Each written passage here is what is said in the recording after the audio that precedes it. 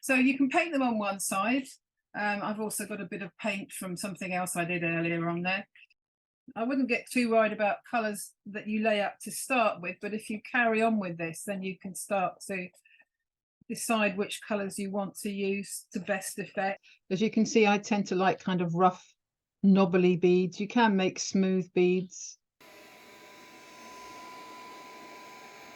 It should be the time it takes for everything to happen, and it has. I'm just going to cover them with a scrap piece of solufleece.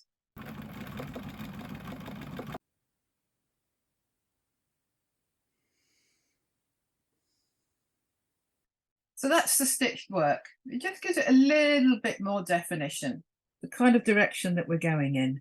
I ironed some soft interfacing onto the back.